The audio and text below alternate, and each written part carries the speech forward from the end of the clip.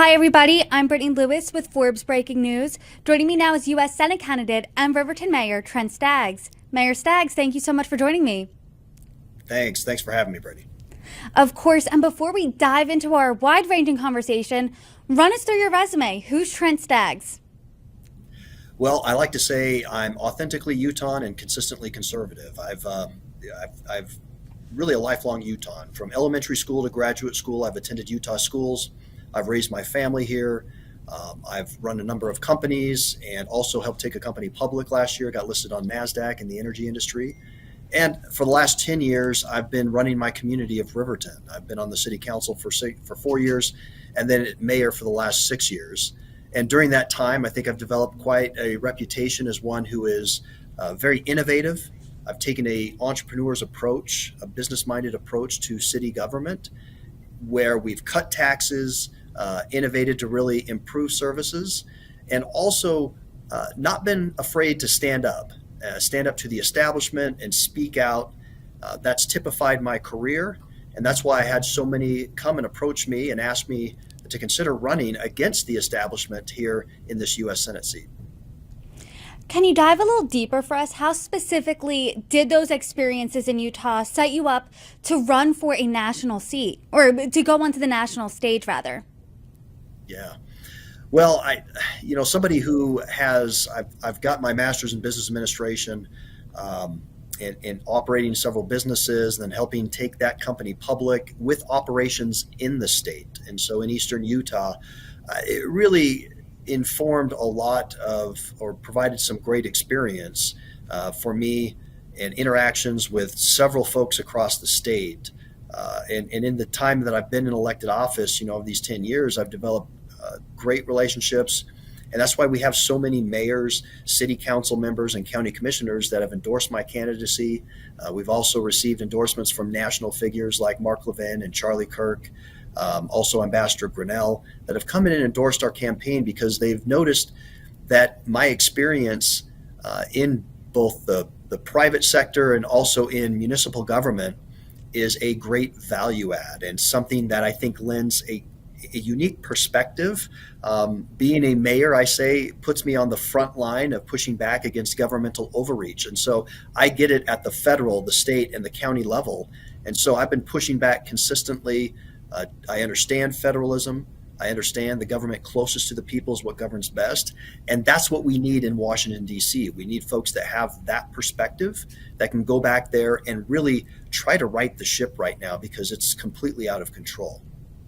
I do want to get to your business background in a little bit, but you decided to announce your candidacy before you heard, or anyone heard, that Senator Mitt Romney if he was seeking re-election or not. He announced last week he's not. First, what's your reaction to the news?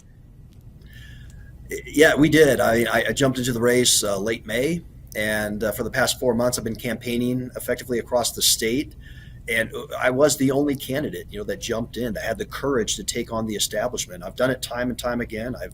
I've stood up to the establishment. I was one of the few mayors in our state that said no to mask mandates and vaccine mandates. I've cut taxes. I've said no to ESG. I've said no to inappropriate materials in schools and fought to rid our schools of those materials. And so that's really something that has characterized my career. And again, why so many people had come to me and asked me to stand up and run against Mitt Romney. I was not happy with the record. I highlighted it from day one and called him out on his voting record, the promises he made about putting us on a path to a balanced budget, ending illegal immigration, stopping federal spending, and appointing conservative justices, or confirming conservative justices, was just not that. That was not his record. 5 years later, it was in fact just the opposite. And so people were really frustrated with that. As I toured the state, I heard also that they were very concerned about the lack of representation. It wasn't just differences of policy and his voting record, but that genuinely local officials like myself, and reaching out to the junior senator of our state, just weren't getting the attention that they deserved. And that's something that I want to be able to rectify, and actually representing folks when I'm back in D.C. But in light of all this, to answer your question about just the reaction, it really didn't surprise me. Some of the polling data we saw showed that Mitt Romney, and especially after we entered the race and offered a true alternative to him, he had gone down considerably from the 50% down into the 40s, and some of the polling data even reflected about 30% favorability with Republicans. So that data, coupled with just anecdotal evidence of me traveling the state and speaking with so many Utahns that were not happy with Mitt's voting record and representation, I really wasn't that surprised that he came to the decision that he's not going to seek re-election. Mitt Romney is a moderate Republican. He's criticized the direction of the GOP publicly. And as a leader, as a Republican, where do you see yourself differing from him? Oh, quite substantially. I mean, if you go to my website at trentstaggs.com, I say my focus, there are three themes really that I want to be able to champion in DC, and that's smaller government, safer families, and a stronger economy. And on the smaller government front, I think is number one for a reason. I've always fought for smaller government in the spheres of government where I am serving, and we'll do the same back in DC. We need people that understand that. You know, with my record, or votes that Mitt had taken where I might differ. I mean, I would not have voted for trillions more in spending, the infrastructure plan that he voted for, the omnibus spending, this most recent debt ceiling deal. I mean, our Senator Mike Lee put a letter together to the Biden administration and said, I've got 42 other Republicans here. We're not going to raise the debt ceiling unless we get substantial spending cuts and budget reforms. And Mitt Romney was not one of those 42 names. He would not sign that letter. I would have gladly signed on with our senior senator here, Mike Lee, to that letter and really hold the line with respect to spending. We have to have people back there that will do that, because 33 trillion in debt, the trillions in spending that we do every single year is out of control, and it's really exacerbated or led to the inflationary environment that we have today. And that's what I'm seeing and hearing from Utahns, is it's just really crushing them. I mean, $600, $700, $800 or more every month is what it's costing folks here to be able to deal with all the inflation, the impact of inflation in their household budgets. So that's a huge, huge area of differentiation. I think I would very much have voted for the most recent, Associate Justice of the Supreme Court, Ketanji Brown Jackson. I think that she's a very radical judge and does not interpret the Constitution along the lines where it needs to be. She's very activist, and that record was demonstrated through the confirmation hearings. So that's another point of differentiation. And I think just generally with respect to wokeism and how it's just infiltrated our everything from our school system to our military. Mitt Romney was all too eager and glad to march with Black Lives Matter, to mask up. And look, I'm very much in support of our law enforcement. I've got the endorsement of the State Fraternal Order of Police, which I'm very honored and humbled to have. And so I think along those issues too, that kind of socially, that I would really be a much different senator than Mitt Romney. I think I would emulate Mike Lee. He's somebody who I would hope to be an ally and work with in the Senate. And so those conservatives like Mike Lee or Rand Paul, Rick Scott, Ron Johnson, just to name a few, those are the senators that I would hope to be able to work with and kind of mirror, I think, more closely match their voting record. As you noted, Senator Romney has worked across the aisle on a host of issues. And as the government stands right now, Democrats do control the Senate, Republicans control the House, both by razor-thin majorities. Are there any areas that you can see yourself working across the aisle, working with Democrats on? Well, I think we lay out the principles, and we have to return to just in support of the Constitution. There's so much.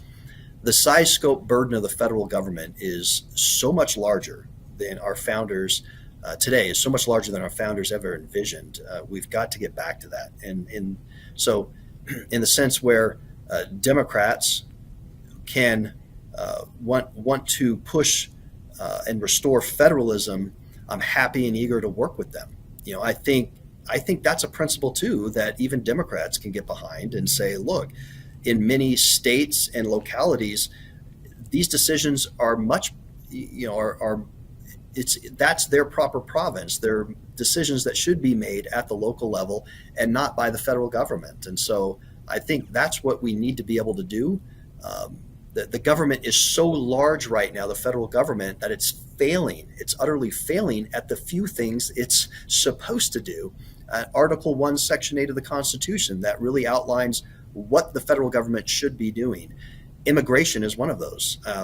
And that's, they're utterly failing right now. I would definitely work with Democrats to be able to secure the border and get operational control of our southern border. It's out of control. It's impacting every single state. I think every state's now a border state. I've seen it here in Utah. We've had over 6 million people enter the country illegally in the time that the Biden administration's been in place. And that's twice the population of my home state. That's the number of people, just to put it into context, that have just flown across this border. And it's disastrous, these types of policies. They really are. Immigration continues to be a top issue for voters. So let's dive right into there. I've been so lucky. I've talked to everyone from city council members to senators, every leader in between, Democrats and Republicans. One thing that they can agree on is there is a humanitarian crisis at the southern border. Now, the ways to fix that, obviously, the solutions that are proposed differ greatly. So when you say secure the border, what is your solution that comes to mind? It's a border wall. We're almost there. And Mitt Romney didn't support President Trump back when he was in his first years in office. When he had the opportunity, I think it's another $5 billion or so that will secure the border. Why not do that now instead of sending $100 billion to Ukraine? Let's finish our border, secure our borders, and have a much more orderly process by which people can come across. I mean, as you indicated, it is a humanitarian issue. It's a crisis going on right now. And it's because the cartels have really taken over and taken control of the border. And they are exploiting people. We are enriching these some of the worst actors on the planet in these Mexican cartels. Every person they're bringing across, they're end up getting thousands and thousands of dollars from these people. They effectively have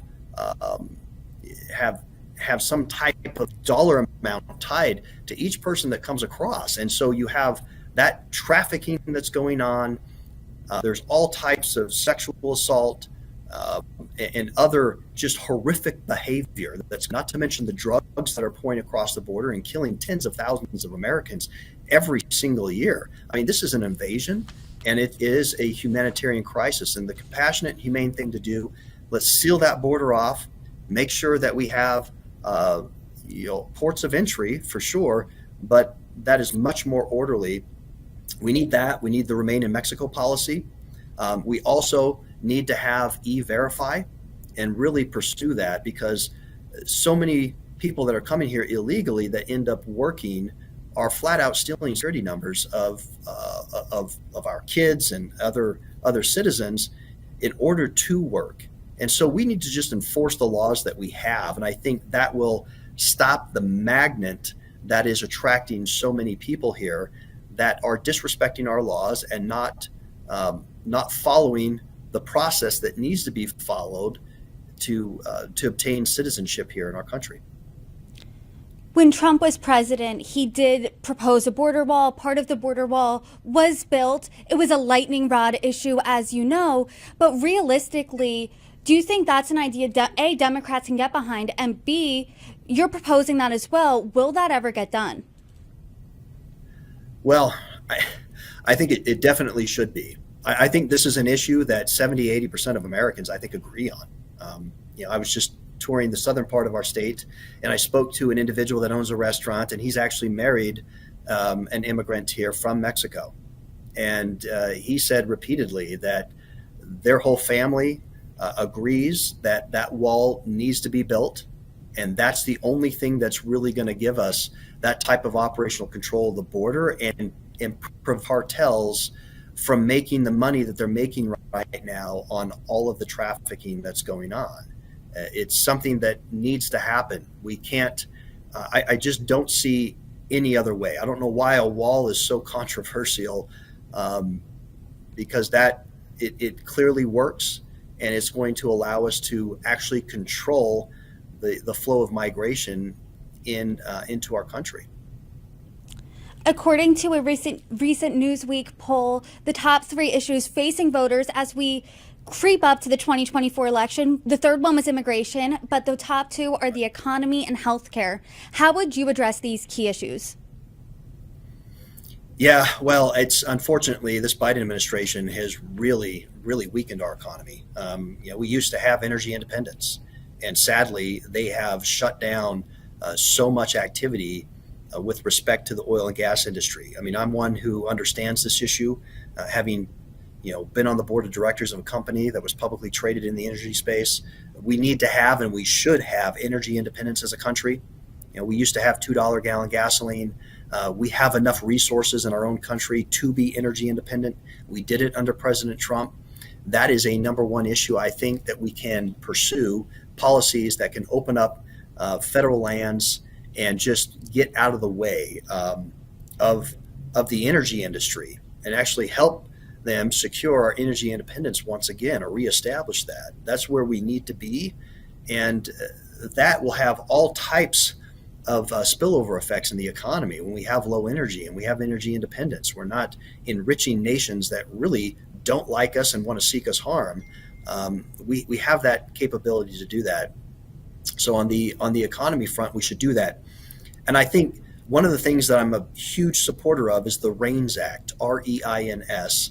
And that's something Senator Mike Lee has been preaching for a while, is that we need to get Congress needs to stop abdicating its responsibility to unelected bureaucrats. We have hundreds of federal agencies that are promulgating and writing thousands and thousands of rules that we all have to live under, yet they're not accountable because they're unelected.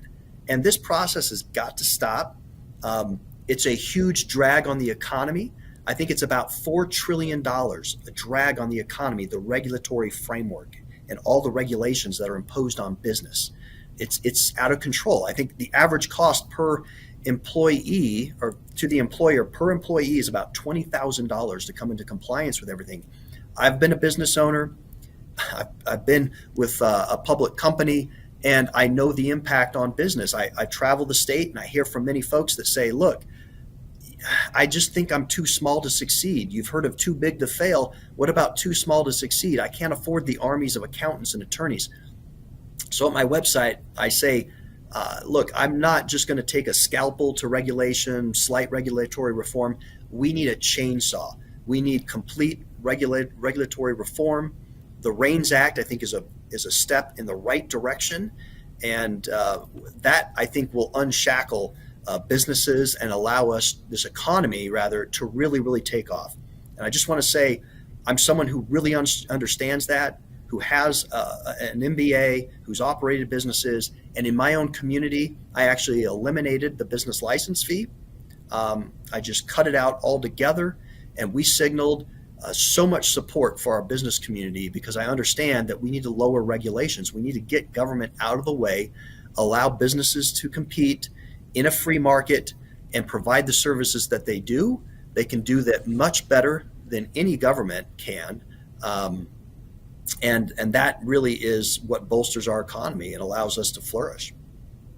The economy has been a top issue for voters for over a year now, and you have a unique business background. You operated a few small businesses, so I'm curious, we're Forbes. What do you think is the number one thing needed in this country today to spur entrepreneurship?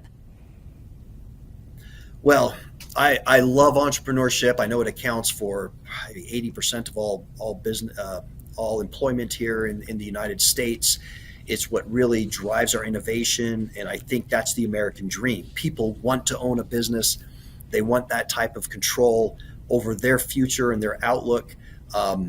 It provides so much wealth to individuals. It's the greatest way to grow wealth, to start a business and pursue that. And so I think one of the biggest things that we can do to help entrepreneurs is really what I was talking about before with respect to regulatory reform. I mean, we really have to get out of the way of business, and government cannot always be imposing its will and writing regulation after regulation that imposes and creates such a hard environment for business to succeed and to flourish. Government has to understand that we don't create jobs. We need to actually help foster an environment that will allow business to succeed, and that is when our country succeeds, when we are economically strong. So I think it really comes down to regulatory reform and really taxes, right? And ensuring that we have a low tax environment where businesses can really succeed. And those are the two biggest things that I want to be able to do and support. One of the committees I'm asked often, what committees would you like to serve on in the Senate? And small business and entrepreneurship is definitely one of those. Finance, small business entrepreneurship, and also public lands, working with our natural resources and public lands, because that's a unique need in the state of Utah as well, where 2/3 of our land is actually owned or controlled by the federal government. I do now want to look ahead a little bit to 2024. And when he was announcing that he wasn't seeking re-election, Senator Mitt Romney called on a new generation of leaders, citing that, let's say he did get re-elected, he would be in his mid-80s by the time the term was up. And as you know, the front runners of the presidential race are both 80 and 77 now, both former President Trump and President Biden. Do you agree? With Senator Romney that it's time for a new generation of leaders, or do you think age is just a number? Well, I do. I think that age is a number. I'm more interested in cognitive ability and demonstrated awareness, cognitive ability than I am age necessarily. I have supported and endorsed President Trump. And I think what he delivered, and look, he's already demonstrated his success in the 4 years that he was in office with respect to many of the things we've been discussing here: energy independence, strong presence in terms of national security on the world stage, great appointments to the Supreme Court, and then also the tax cuts back in 2017. I think these were all huge wins for the American public, and so he's already demonstrated himself there. I think it is important, though, that we also have a new generation that's stepping in and willing to serve. It brings, I think, a great perspective. I think someone like myself that has the experience and backgrounds that I do. We've got to get this country under control once again with respect to our spending. $33 trillion in debt. To me, that's the height of immorality. When you have that are of an age that don't think they're going to be dealing with the consequences of some of the votes that they render, that's a problem. That really is. I think it's the height of immorality, really is, to have placed that level of burden on my kids and on successive generations. So we have to have people in D.C. that recognize the seriousness of the issue, the financial issue that we're in, and get us finally to a balanced budget and responsible government. Senator Romney also said point blank he does not believe President Biden and former President Trump are up to the task of addressing these top issues. So who do you think is the best leader for our country come 2024? Well, I think President Trump has demonstrated his ability of success in this first term with the matters that we just discussed, with energy independence, tax cuts, conservative appointments, strength in terms of foreign policy. I mean, look, what's going on in Ukraine today, I don't believe at all would be happening if President Trump were still in office. He made significant strides with respect to NATO and finally getting those member countries to pay their fair share. What are we doing under this administration? We're admitting countries like Finland that aren't even paying their 2% of GDP. I mean, it's just insane. That is not a winning recipe to just enlarge NATO and admit members that aren't even paying their fair share. So I think he's well positioned given the 4 years that he has been in office. I would like to see a VP selection, though, that is part of this new generation that could maybe have that tutelage, let's say, for a final term of President Trump, and then be in a position to really lead out in 2028. Is anyone catching your eye? Who would you like to see as the VP pick? I really, I really love a lot of the things that Vivek Ramaswamy is saying. I mean, he's somebody who is a complete outsider. He's been very successful in business as well, and just some of the things that he's saying, I think, are really resonating with people, and particularly the younger generation. I think he raises some very excellent points about what it means to be an American, that we are going through a national identity crisis right now. And that wasn't the case. I mean, when I was growing up, I really, during the years of Ronald Reagan, let's say, people were incredibly patriotic and they understood what it meant to be an American. And I think we need to return to that. We need to return to the motto of this country of e pluribus unum, out of many, one. Today, it seems like it's just the reverse. We have so many elected officials and interest groups that are pursuing identity politics and want to pit people in different categories instead of saying, hey, look, we're all Americans. These are the principles that our country was founded on, and this is how we're going to continue to be the envy of the world for the next 200 plus years. That's really a lot of what he's saying, and he's coming up with some pretty innovative solutions in terms of how to save money and maybe reorganize government, which I think we're going to have to deal with.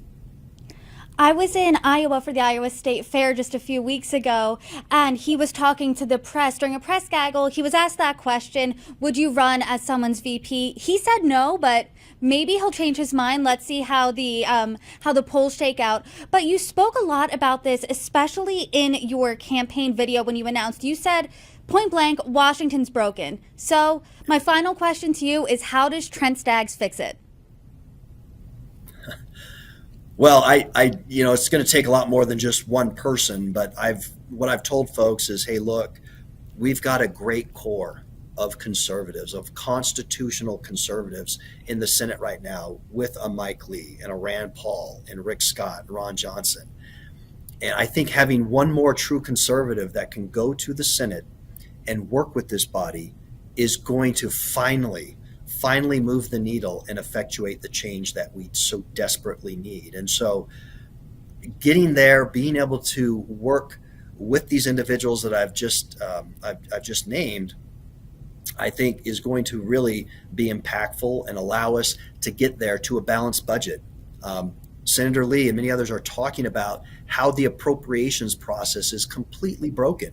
We can't just have these continuing resolutions and just vote for these big omnibus bills, and it's just out of control. We've got to have the 12 or 13 separate bills and go through that proper appropriation process and allow opportunities for amendment and debate. And we should be doing this well in advance of the end of the fiscal year for the government, September 30th here. It's absurd the way that we continue to operate. That's got to be broken up. We have to get back to a proper appropriations process. I think that fixes a lot. The REINS Act, passing that finally, getting it over the finish line, I think is going to be a huge, huge change for individuals and for business in particular with that regulatory reform. So just those two things, I think, will be quite impactful. Those are the things I want to be able to work on right away, smaller government. I was talking to Congressman David Joyce just a few weeks ago, and he was saying the same things. He's on the Appropriations Committee. He said he thinks every lawmaker needs an Appropriations 101 course. It sounds like you guys are right up the same alley. So Mayor Trent Staggs, thank you so much for joining me. Thank you. It's a pleasure to be with you.